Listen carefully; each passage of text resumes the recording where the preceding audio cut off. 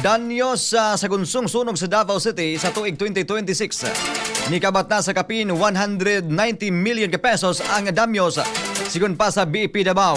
Alang sa kumpleto detalye, katropang Marvin Ibano.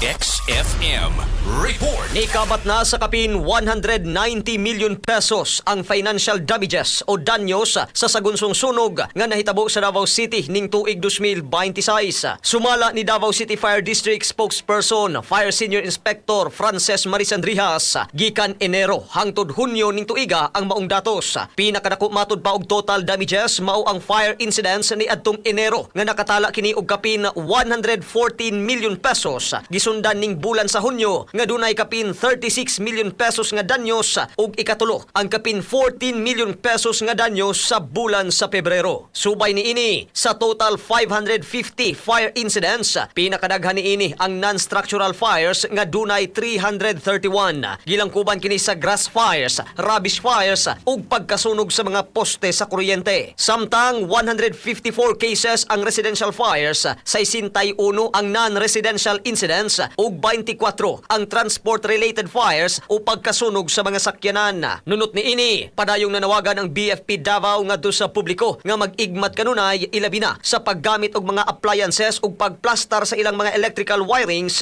Sanglit nigula sa assessment ni ini nga electrical issues ang sagad hinungdan sa mga nahitabong sunog sa syudad. Mga katropa, aron kanunay kitang healthy mag-Xanthone Vitamin C. Katropa mo sa balita sa Davao City, Marvin Ibano, XFM News.